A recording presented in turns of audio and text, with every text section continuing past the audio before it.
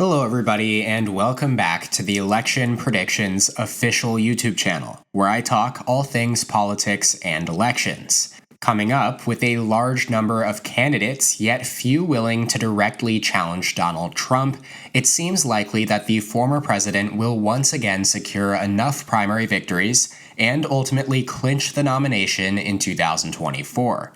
Much was like the case in 2016. However, in today's video, we will be taking a look at just how much the mood of the Republican electorate has changed over the last 8 years. Before we begin, if you're new here, please go ahead and subscribe to the channel down below and hit that notification bell so you never miss another video.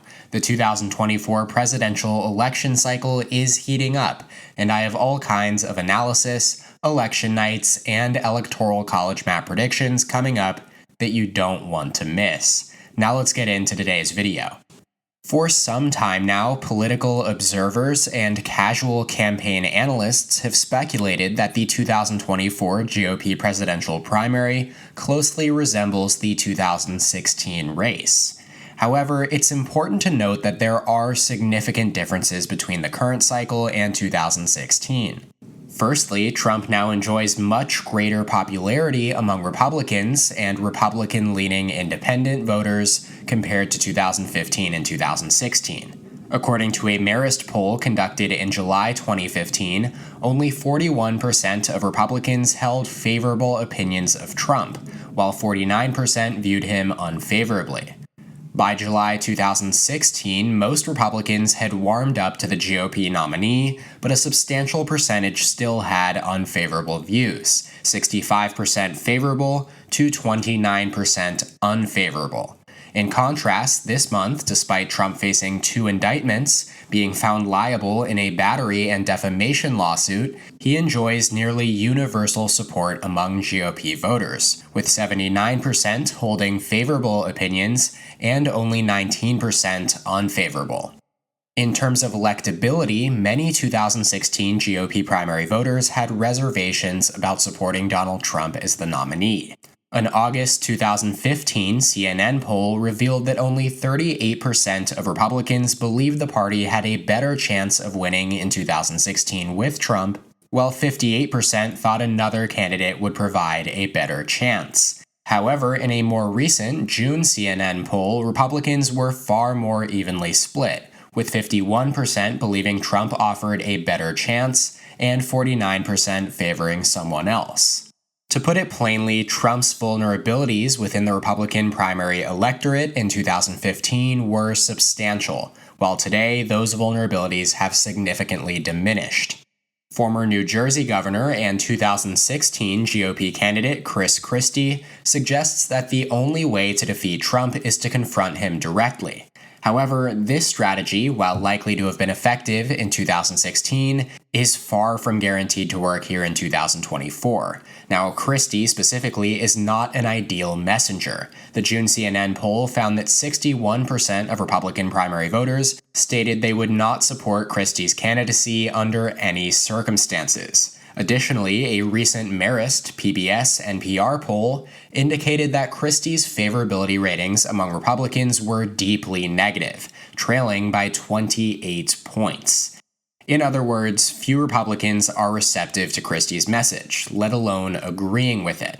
And apart from the messenger issue, there is also a challenge in the message itself. When asked how other Republican presidential candidates should address Trump's indictment, only 12% of Republican voters agreed that candidates should condemn Trump's actions. Meanwhile, 45% believed that candidates should not take a stance either way, and 42% preferred candidates to publicly condemn the government's prosecution of Trump. And overall, almost 75% of Republicans believe that Trump should continue his presidential campaign despite the indictment, and nearly 60% think he should persist even if convicted. Clearly, the current electorate does not seem enthusiastic about embracing a quote-unquote truth teller who warns against the risks of nominating Trump once again. Another recent poll conducted by Marist NPR PBS indicates that an electability message lacks persuasive power among potential primary voters, When asked about the importance of selecting a nominee for president, only 35 prioritized defeating Biden. Based on this data, it becomes extremely clear why some of Trump's competitors, such as Florida Governor Ron DeSantis and his former Vice President Mike Pence, are rather criticizing Trump for not being conservative enough on various issues, including abortion, fiscal policy, and woke politics.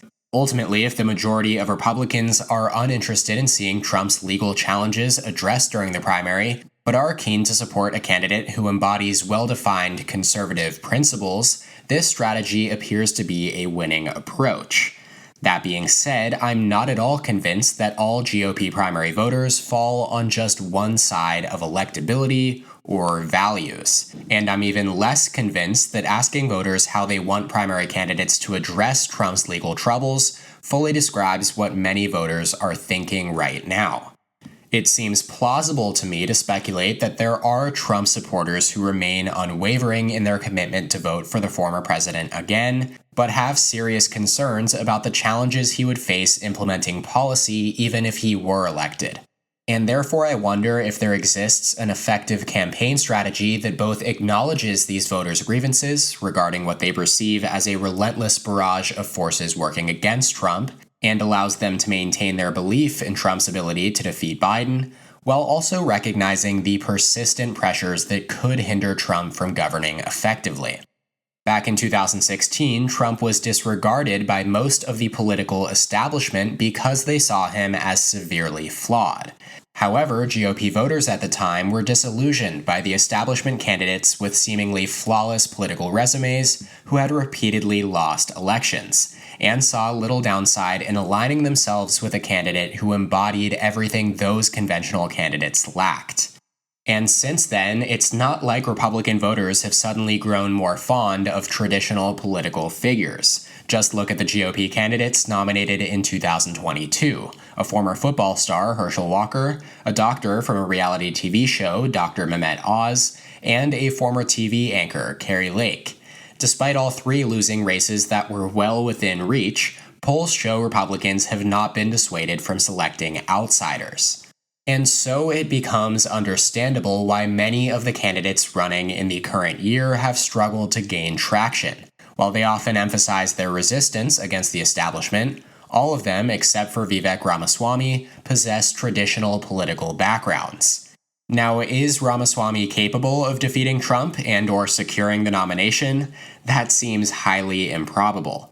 Trump, despite his claims of being an outsider, was a widely recognized figure who had actively developed his political persona and skills over the years leading up to 2016. Ramaswamy has not. Nevertheless, ultimately, Republican voters' attachment to Trump is not necessarily unbreakable, but breaking that attachment will require someone who offers a compelling and genuine alternative to the current frontrunner, and it certainly appears that none of the candidates that could challenge him are, no matter how credible their resumes may be. That's all for today's video. Let me know what other 2024 primary-related videos you'd like to see in the future.